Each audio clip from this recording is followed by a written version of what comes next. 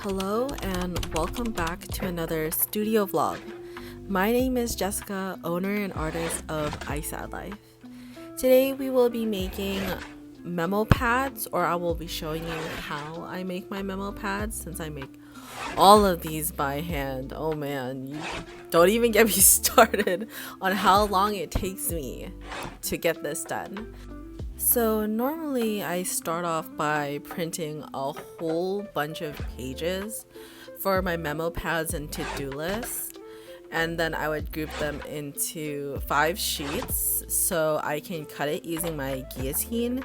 I find it a lot better for me to do it this way and have a little bit more accurate cuts, even though sometimes I have to go back and look to see if some of them are misaligned when I cut them the first time, but otherwise this is the easiest method for me. So when watching the rest of this vlog, you're just gonna notice me doing the same thing but just with a bunch of different designs, since I have memo pads and to-do lists to restock. So just bear with me that it's gonna be quite a long video, but I will try to get through it and go as fast as I can. Does anyone else find themselves doing like 10 different things at the same time? Here I am deciding that, since I'm just cutting, might as well play some TFT.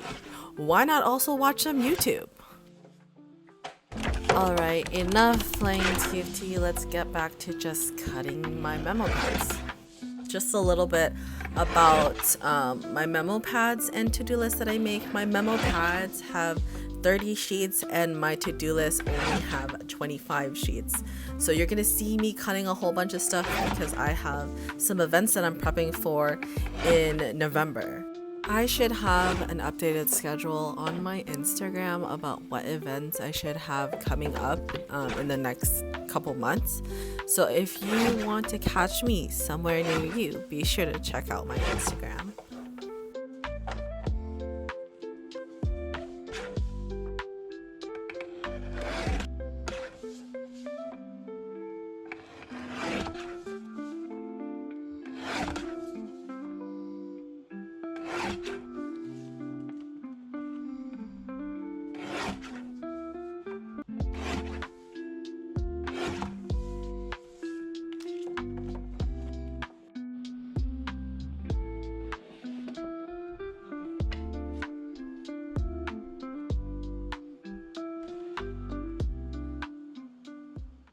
Taking a small break from making memo pads and to-do lists to pack some orders. I have a couple of orders that I need to pack before I close my shop for November, so I should just get these out of the way so I don't have to worry about them. This is actually something that I've been thinking about, which is whether I should close my store when I have events going on, or if I should keep it open. Because of course, if I keep it open and I'm not around, then that means I probably won't get to fulfilling your order until I'm back and I'm available. Sometimes I feel the pressure of knowing that there's a deadline to meet, because on Etsy it's like your processing time is between this amount of days, so I have to make sure to meet that, or else you could potentially get a bad review, or somebody can be like, hey, where's my stuff? So sometimes I guess for me it really depends on, am I gonna be out of town? If I'm out of town, then most likely I will just close my store. If I have way too many events, then I will most likely close my store just to not have stock clashing, because of course I have everything packed away, and then what if I sell something in an in-person event and then they buy and then I feel really bad. So this is something that I've been debating about for a really long time. So I'm wondering, for any other small business owners out there that are watching this, do you guys close your shop when you guys are attending other events, in-person events? Or do you keep your shop open and then you just communicate with everybody and say like, hey, I'm not gonna be here. Please be patient with me. So let me know down in the comments, what do you guys normally do? Because I'm still kind of trying to figure out if I should just keep my store open so I can get orders, or if it's just better for my mentality to just close it. Anyways, enough of me yapping. Sorry to yap during my packing session, but I hope you guys enjoy this, where I will not be yapping. Some ASMR noise. So please enjoy.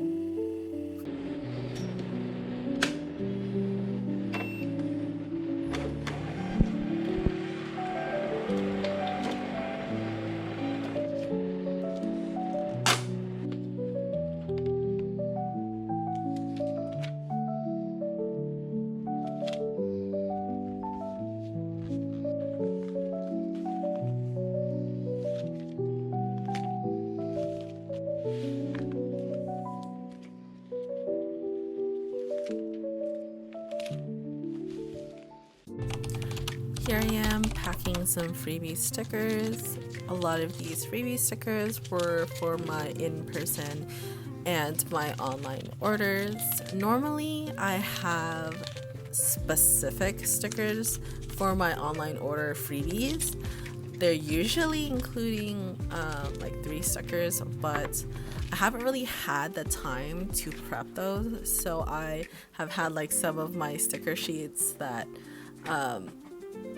that maybe I used a little bit of, I cut them up, and now I'm putting them as freebies for in-person events. So when you make a purchase from my store for these in-person events, you would get a freebie sticker, but of course this is, while supplies last. So I'm sorry if you didn't get a freebie sticker, but hope you guys like it if you did get a freebie sticker.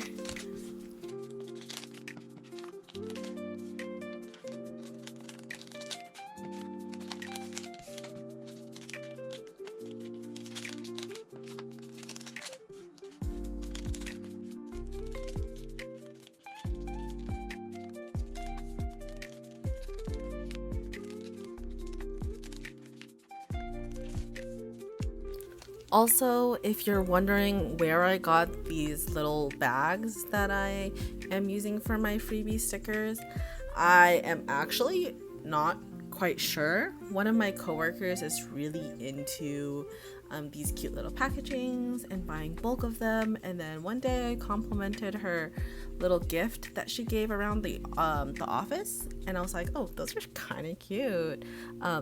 Do you have any more of these? And then she gave me like a whole bunch. So I just have like an influx amount of those that I'm just using up. Rise and shine to work on some more memo pads and to-do lists. Today is Thursday and we are continuing on making the memo pads and putting them together.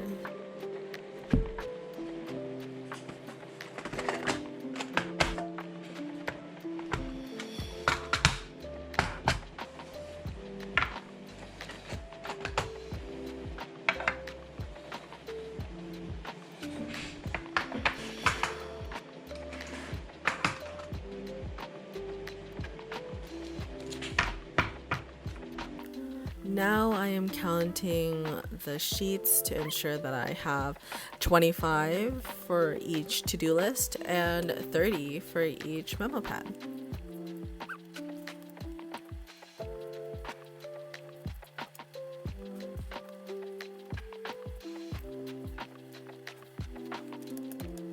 Once I have 25 sheets for the to-do list, I like to take a chipboard and then little pieces of the chipboard to binder clip them together to ensure that they're flat, which then makes them much easier for the gluing process.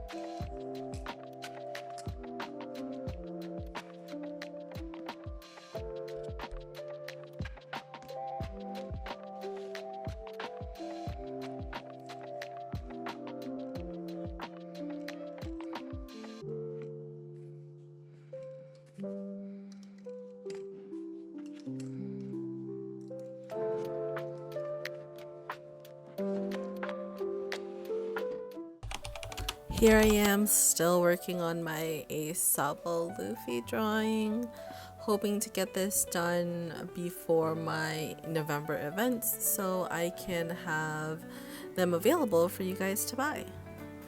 Honestly, this design I was trying to make was supposed to go on a tote bag, but I think I've come to terms to realize maybe I have way too much going on to where this may end up just being a sticker. So you'll see later on in the future vlogs to see what kind I ended up going with, whether it was a tote bag or if I ended up just making them into a sticker.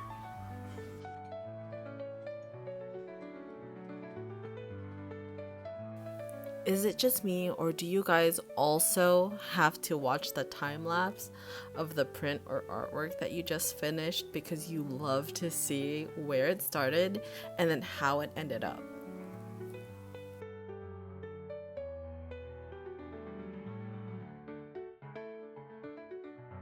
I think my most favorite part about watching the time lapse is also when you start to add the color, because then when you start the coloring and then the shading, it like really elevates how it looks, and I'm just like, wow, I did that. Okay, I did that.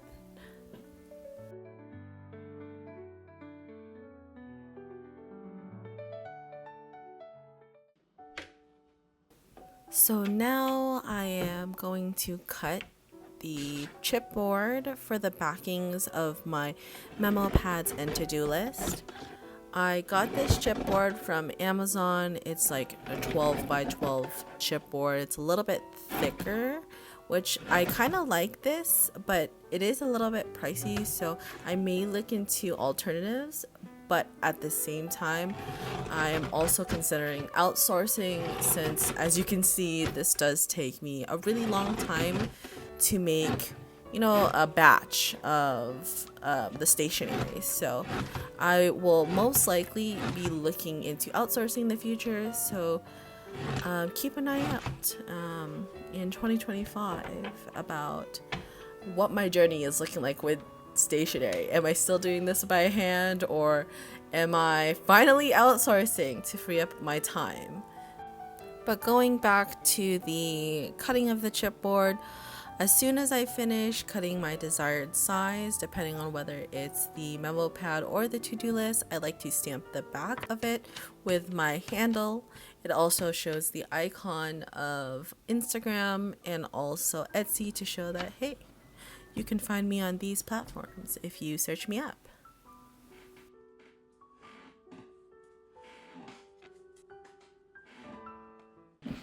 Now onto the gluing process. So I am using the Lineco neutral pH adhesive to stick all of my memo pads and to-do list together. It is used for bookbinding. And I believe I came across another artist who was hand making their memo pads and to-do lists as well. So I decided to do a little bit of research and came across this brand on Amazon.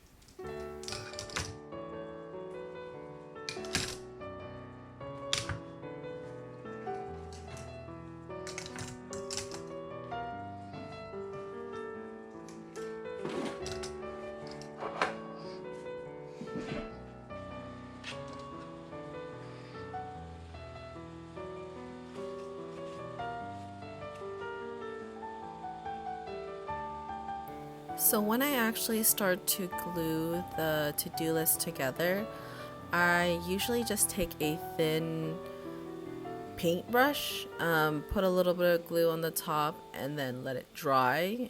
I usually do 3 layers of glue, which is why it takes me quite a bit of time to make a decent stock of these. So this is the perfect time for me to watch some anime, to watch a show, a K-drama. So I'm probably gonna show you what K-drama I'm gonna be watching at the moment.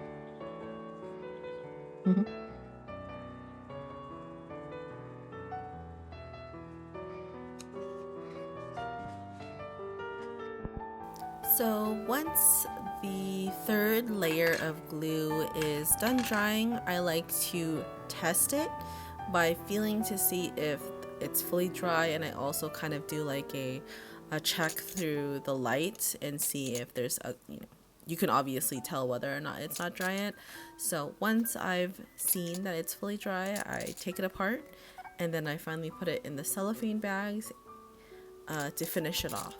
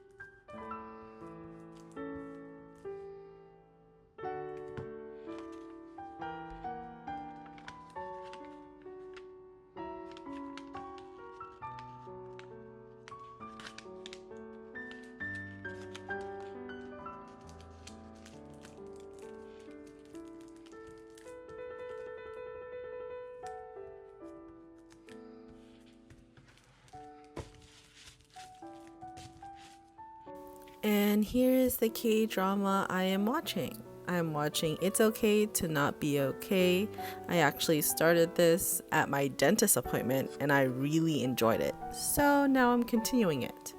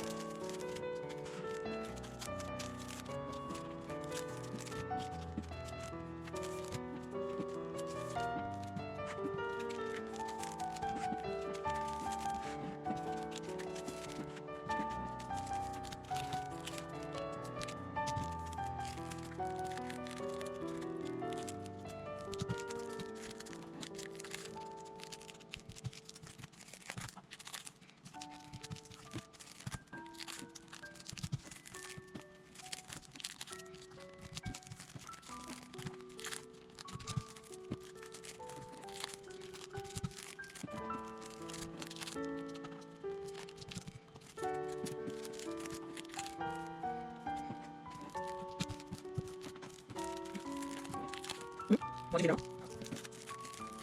What? I'm not sure. Oh.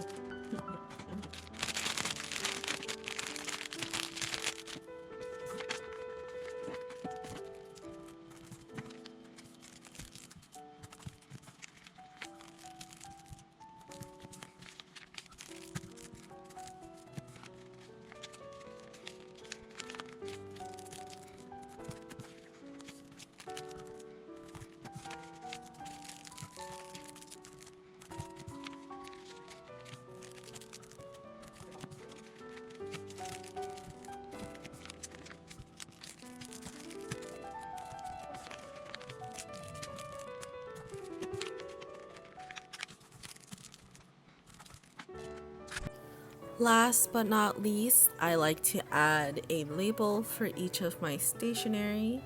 It usually shows how many sheets are included and the name of the memo pad or to-do list.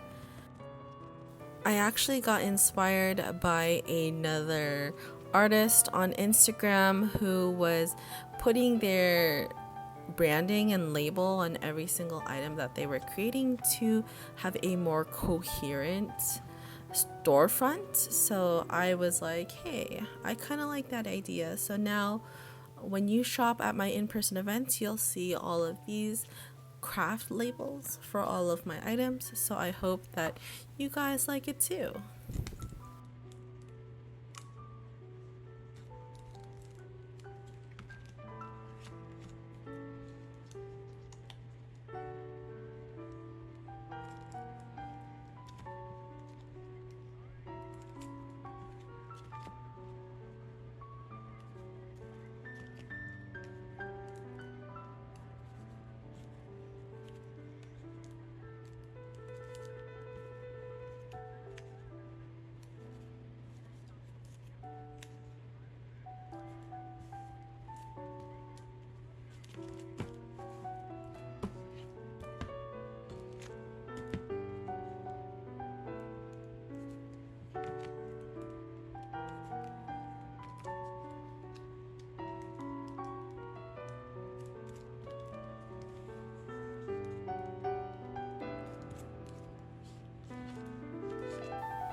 We have now completed all of our memo pads and to-do lists.